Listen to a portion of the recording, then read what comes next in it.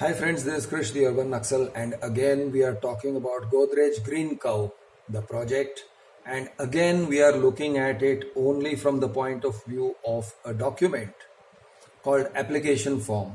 Not the application form that we discussed last time, which was about so-called priority pass amount, presumably something like an expression of interest. Now I am reading to you from another application form, a second application form, and this application form draft is on the RERA website, and I have downloaded this from the RERA website.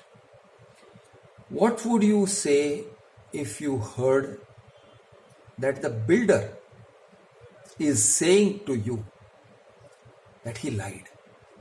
Remember, Sally, when I promised to kill you last? That's right, Major. You did. I lied. So the biggest problem I'm finding in this form is in point number 7 of the form. You, the applicant, are writing to the builder, I know that you may not have told me the truth.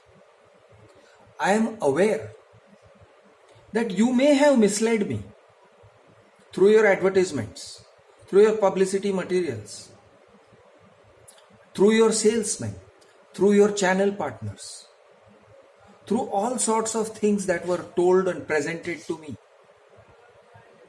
And I will not hold it against you. I understand I may have been misled. I understand that I may have been exposed to misleading publicity materials, misleading claims that are far from the truth, and I am not going to hold it against you, and I am not going to litigate. And I understand that the only thing that you can legitimately be held to is in the documents provided on the RERA website. And I confirm that even if someone has made a misleading claim, even if I have been misled by a salesman, even if a brochure gave me the wrong impression, or an advertisement gave me the wrong impression, or an email sent to me gave me the wrong impressions, misinformed me, told me things about the project that led me to make this purchase decision, all is forgiven. I will not go to court against you, and I am not going to quote or cite any of those things as evidences. I will not cite brochure, advertisement, or any phone recordings or any emails sent to me as evidence against you for misleading me. Nor will I show the sample flat and say that what was shown to me in the sample flat is different from what was actually sold to me. Nor will I say that the color, texture, fixtures, installations, etc., the layouts in the brochure, etc., are binding on Godrej Properties. None of it is binding. I understand, I recognize. This is what you are saying. And there's more. And there is more. What else you are saying is, I have read all the information that is on RERA. All. I have read all the documents on RERA. And I understand, I fully understand, somehow, without the builder actually explaining to me what is his intention, how he is going to build this project, in what way he is going to develop this project, what are his future plans. I understand everything.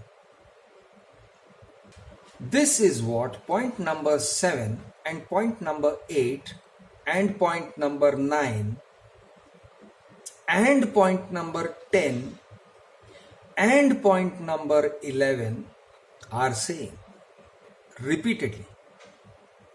Let me read it.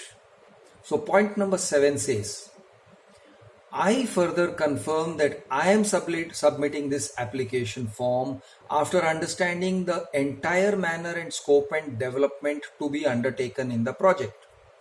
Do you understand? No, it's very difficult to understand what's on RERA.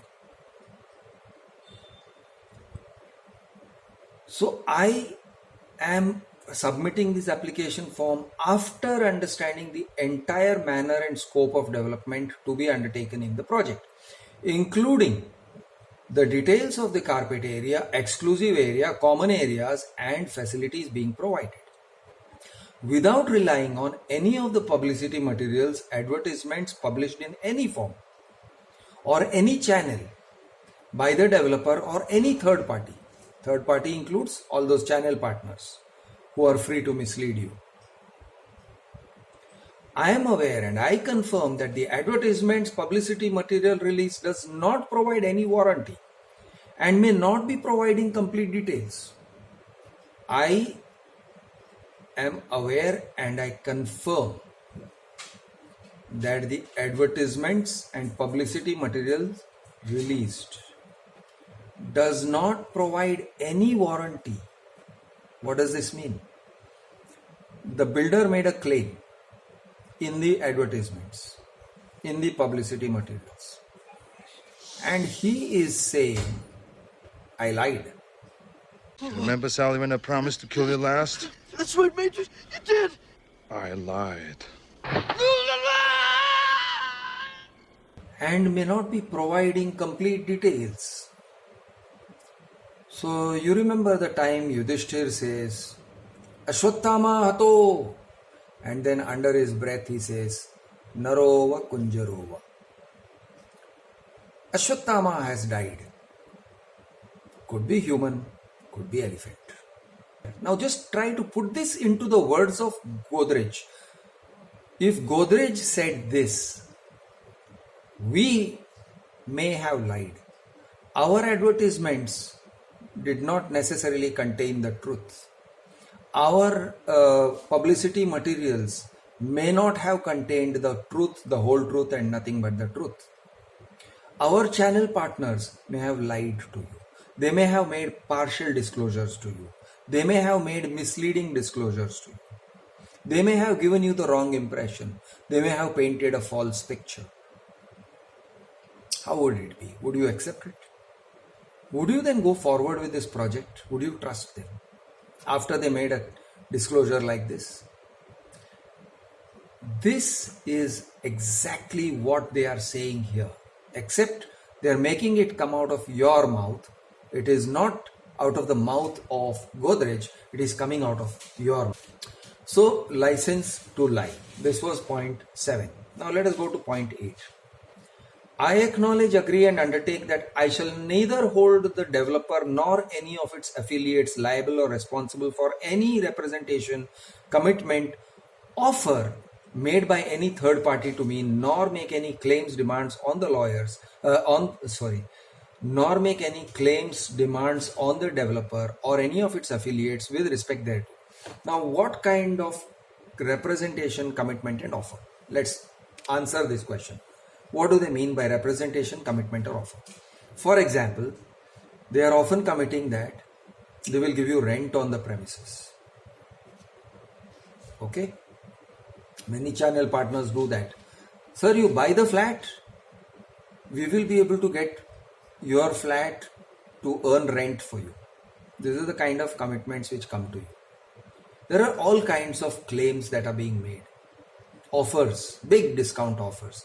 So if you learn that a discount offer was not really a discount offer, they said they are giving you a big bumper discount for Diwali and then they didn't give you a discount.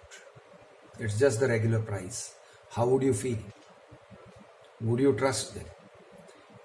They are saying that even if I find out tomorrow that such an offer was wrong, that such a benefit supposedly provided to me was actually not provided to me, I shall not hold the developer or its affiliates or any third party liable. I will not sue the developer. I will not even sue the channel partner. Then number 9, save and except for the information or disclosure contained herein and on RERA website.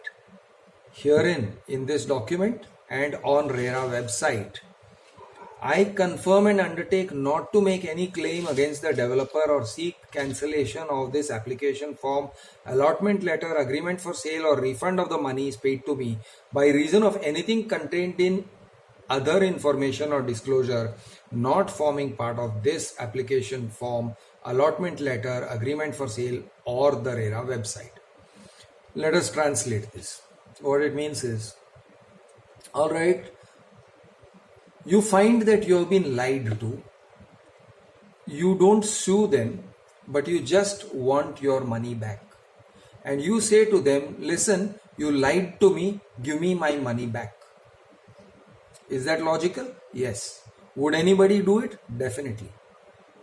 What point number 9 is saying is, if I find that I have been lied to, I will not ask for my money back.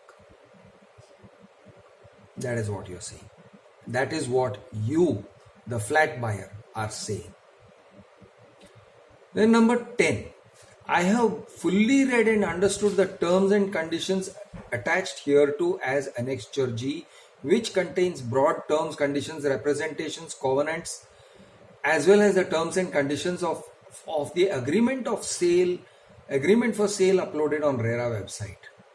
And do agree, undertake, and covenant to abide and be bound by them, and also by the area, sale consideration, estimated other charges and payment terms as set out therein. The terms and conditions as mentioned in Annexure G forms an integral part of this application form and shall always be read together with this application form and construed accordingly. Now, they have given you a huge amount of material to read. There is this Annexure G, we will look at what it is. And then there is the pro forma agreement, the agreement for sale. What you are saying here is, I have read pro forma G. You have not. I can assure you that 99.9% of the people will not have read this so-called Annexure G, nor will they read the agreement, nor will they read the terms and conditions of the agreement. People are just going to say, yeah, okay, and they sign. Because we are much too lazy to do our homework. And because we trust the brand called Godrej Properties. And why do we trust it? Because these guys have been in the business of making cupboards and locks and safes and all kinds of strong things, which we associate with strength, which we associate with security, which we associate with honesty. That is the reason we trust it. Here, what they are saying is, boss, we are lying. And then they are saying, we are lying. And then they are again saying, we are lying. So point number 7, we are lying. Point number 8 says, we are lying. Point number 9 says, we are lying. Point number 10 says, we are lying. Point number 11 says, we are lying. But you are accepting it. Golmaal hai bhai, sab golmaal hai. Sunil Shetty is about to sign. And suddenly he gets this sensation that there's something wrong here. But then he signs because he's forced to sign. He signs against his better judgment. He signs although he has an instinct that something is going wrong, that I'm being lied to. He signs. Golmaal hai bhai, sab golmaal hai. You are hearing it again and again. Golmaal hai, golmaal hai, golmaal hai. And then you are desensitized to it. You are under pressure. You want to make a decision. And you are saying, hey, Godrej, where else can I find a better brand? If I can't trust Godrej, whom can I trust? And so you sign. Point 12 is, I hereby confirm I have made the payment of application money defined hereunder towards the flat, details whereof. I hereby understand that any payment shall be subject to realization and actual credit in the developer's bank account. Fine. Now there is a significance to paying immediately after this point number 7, 8, 9, 10, 11. And then point 12 is the money shot. The significance is that you are saying, I have understood all this. I understand these guys have bluffed me. I understand they bluffed me, they misled me, they bamboozled me again and again. Their salesman bamboozled me, their brochure misled me, their advertisement may have misled me. They may have misled me anywhere and everywhere. And I am paying you the money nevertheless. I trust them. This is what you will be saying when you make this payment. You want to do it? Sure, it's your money. Now let's look at their annexure G, which follows. Annexure G is thick, viscous, technical. Somebody should explain it to you. The applicant agrees, acknowledges, and confirms and covenants that the applicant is aware that the developer is the lawful owner of all those piece and parcel of land plot bearing survey numbers. Very thick stuff. You will never want to read through it. It makes no sense to read through it. You know when it would make sense? If someone explained it to you. If these guys actually took the trouble to explain what are these land parcels, where are they, show you a map, guide you through the information, it would make sense. Are they going to do it? No. They're going to say, go look at it, go read it, do your research.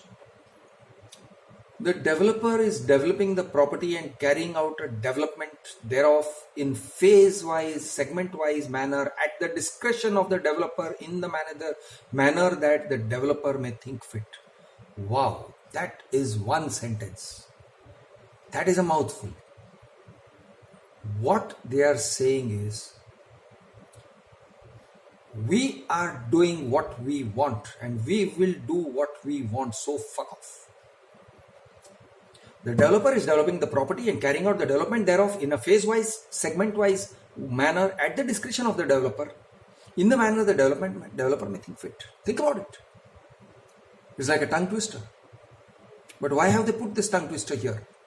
They're saying, we will do what we want to do. No constraints. I'm not accepting any constraints on my freedom.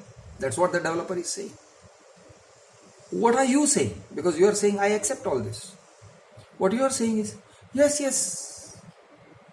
तुसी great हो, तोहफा कबूल करो. तुसी great हो तोहफा कबूल करो. आहा, ये तो हीमैन है, हीमैन. ले लो. अरे अरे ना सो प्यारा सा. ओह चिकना चिकना चिकना. My ass is on a platter for you. This is what you are saying. The developer is presently developing a portion of the property bearing survey GAT numbers this, known as Godrej Green Curve, which is residential and commercial development, and so on and so forth. They are putting in one more thing here. This is for the people who are sensitive about living along with economically poor sections. The developer will also be constructing an EWS tower, that is tower for the economically weaker sections, on the property as per the terms and conditions which are to be observed and performed by the developer while developing the property. Now, what they are saying here is, in a roundabout way, they are supposed to rehouse the economically weaker sections in the same property, in the same land plot, in the same project that they are giving you conveyance. So what it means is that Godrej Green Cove consists of a sale component for the wealthy, for the well-to-do, and it consists of another building which is for the not so wealthy people, the economically weaker sections. And they are supposed to do this because they are required to do this by law. Is this an SRA project? I don't know. A slum rehab project. You are rehabilitating somebody, economically weaker sections. What is wrong with that? The same plot of land, this plot which is being developed, Godrej Green Cove, will have to be conveyed to, they will have to give conveyance of this land to you guys, which will eventually happen, maybe 10 years later or maybe more. And they will give you conveyance how? You are not a single tower standing there. Godrej Green Cove consists of multiple towers. So what they will do is, the economically weaker section towers and the towers for the sale component people, the more well-to-do people, will have to form a federation, will have to come together in a federation. The cooperative societies of these towers will come together in a federation, and they will be given conveyance of the land. They will be given ownership of that land as per MOFA, Maharashtra Ownership Flats Act. The law requires them to give conveyance. But when they give conveyance to a federation, think about how the federation will feel. You have a managing committee where, let us say, 4 guys are from well-to-do towers and 3 guys are from the towers of the poor, and all of them sit together in a managing committee. On the one hand, you can say that the richer guys will overpower the poor guys. Possible. There is another possibility. Because the richer guys are usually not very engaged politically. If you ask a rich guy or a middle class guy, someone like me, who is your corporator? I don't know. Who is your MLA? I don't know. Which party does he belong to? I don't know. I don't care. Okay. Who is your MP? I don't know. I don't care. Why? Because we are not engaged politically. The economically weaker section guys, they are deeply engaged. They know their corporator, not just their name, they know the guy by face. They probably visited that corporator's office last week. They know the MLA, they know the MP. Okay, they are really engaged. Politically, the poor are really engaged. So you will have 3 political guys who are deeply engaged politically, and you will have 4 fat guys who drive Mercedeses, and all of them will have formed this federation, and that federation will receive the land parcel. How things can play out in this scenario? There are different ways. Now, the applicant has been informed by the developer and has understood that certain modifications, amendments are proposed to be carried out in the sanctioned building plan, which will be as per the sanction of the relevant authority, and the applicant hereby undertakes and confirms that the applicant or society or association or condominium or any combination shall, without raising any objection, permit the proposed modifications or alterations. What does this mean?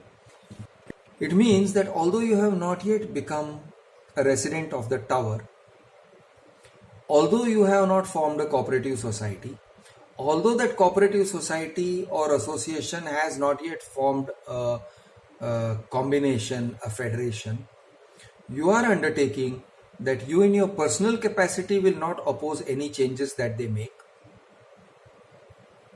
You in your capacity as a member of this society will also not have any objections to the changes that they make, and in case you form a federation, you will not have any objections to whatever changes that they make, and they are saying that they will make some changes. Annexure H. Do I know it? Do I understand it? Not yet. We will have to see what it is. But presumably, I may want to object. Why? Because I have a right, an inalienable right to object. If something is wrong, if something adversely affects me, I will object. If something affects my society adversely, I will object. Here, I am giving up that right to object. Is this kosher? I think it is not. It is not a legitimate thing to say. Okay? And then they are saying the applicant has confirmed and consented to the same by signing the consent letter enclosed herein as Annexure 1. So not only they want you to sign this, they want you to sign a separate consent letter as well. exclusively for that. So someone is saying here, look, I am going to screw you, it is going to hurt. Okay, तुम्हारे अंदर मैं bamboo उतारने वाला हूं, glycerine मार रहा हूं, I am oiling it, and then I am going to screw you with this bamboo. It will hurt, but please sign this undertaking and say that I am not going to scream, I am going to keep quiet. I am going to suffer in silence. That's basically how I read it. The developer has not created any third party or encumbrance, etc., etc. Developer is not saying, you are saying. Okay, you are saying that the developer has not created any third party right or encumbrance by way of sale, transfer, sublien, etc., etc. And then you are saying that the applicant has fully understood the development scheme as envisaged by the developer. Did the developer explain this scheme to you? I don't think so. At any point, nobody is going to explain the scheme to you properly. But you're going to sign this without asking him to explain the scheme to you. Okay? The applicant has fully understood the development scheme as envisaged by the developer. The applicant is aware that the title of the project land is clear and marketable, subject to litigations mentioned in the project report. And that subject to litigations mentioned in the title report. I don't know what the title report says, and I'm going to read it later at a different date. Right now, what I'm saying is, these guys are telling you that it is clear, but there are litigations. What are those litigations? You don't know, but they are there. There are some litigations. Buyers beware, but don't beware, because you are signing. Now you have already paid your money. By this point, you have already paid amounts which are non-refundable. This is what is being done to you. More about this later. For now, I think this is a lot to absorb. I am your friend, Krish the Urban Naxal.